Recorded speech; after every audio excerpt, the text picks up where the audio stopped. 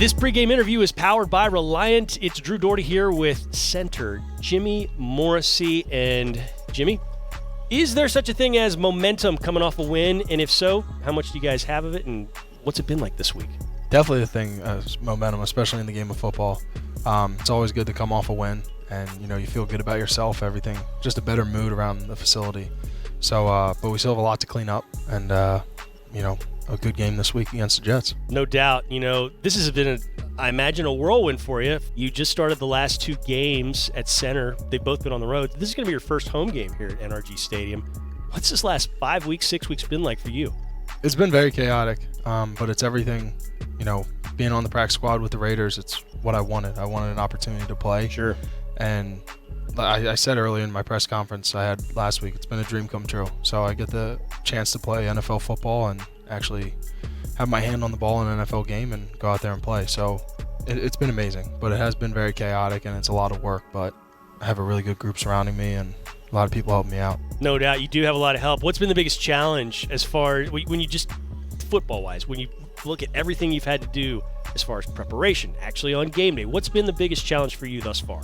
The hardest part is really transferring the playbook over. Mm-hmm. I still have the Raiders playbook in my mind, and now it's, has to be, hey, now I'm running the Texans playbook. So just making sure I study enough, and, the playbook isn't really what I'm focusing on the huddle. It's more of the technique and what block I'm going to take opposed to who I'm going to block. Against the Dolphins as an offense, not just the offensive line, but as an offense, they get after the quarterback. 9 quarterback hits, 5 sacks, and then you guys flip the switch. 1 quarterback hit the entire day. No sacks for the first time in about a year. What was the difference? Why were you guys so much more successful, one game after the next? I think especially this past weekend it was nice because we had a lead. Mm-hmm. So that always changes the way you call the playbook.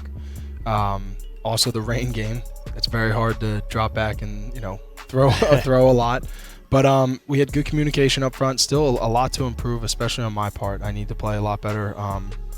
And we did have good cohesiveness out there. Tyrod's been phenomenal back there.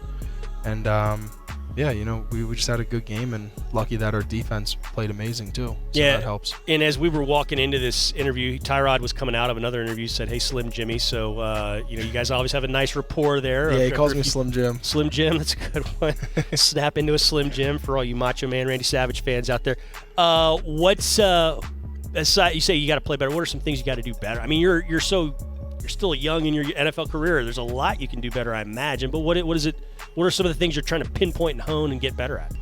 So I've been leaning a lot. I got to keep my head up. So that's really technique, what I'm focusing on, and then just processing faster at the line of scrimmage with this new playbook. And now, like you said, 5 weeks coming on. This is gonna be my 3rd start. Can't use that excuse. I mean, not that it was an excuse before, but now I'm going into my 3rd game, and it's not, oh, I'm new, I just got here. Right. That's out the door. So it's time to start, performing like I know I can. Tell me about this Jets defensive front. Now, as a team, they're struggling too, but you can't really pinpoint on those guys. That defense looks like they can do some things up in the trenches, can't they? No, that D-line especially, those 4 interior guys that they rotate in there are very impressive, especially, number 95 and 94 really are their starters.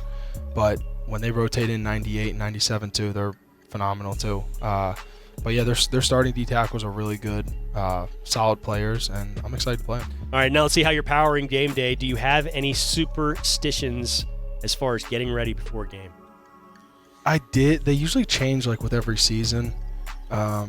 This year, I really don't have any superstition. I just take my little scoop of caffeine and my protein powder. Mm-hmm. But then other than that, I really do not have a game day suspicion. In the past, I used to always listen to the Jersey Boy soundtrack. Okay. How come? I don't like getting all hyped up before the game. Uh-huh. Oh, I do have a pregame tradition. Tell me. I do mindfulness.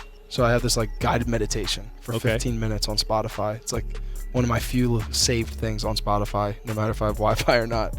Interesting. So I just sit in my locker and I practice mindfulness and then try to visualize the game. So 15 minutes of just doing nothing but breathing.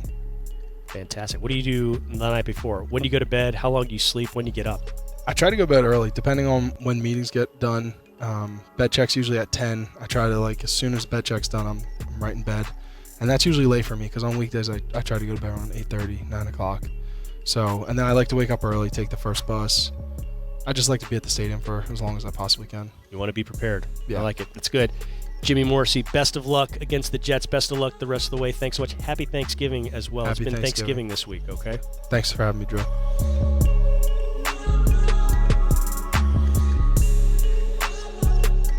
Thanks for watching. Subscribe to our channel and ring the bell to know when we post new content.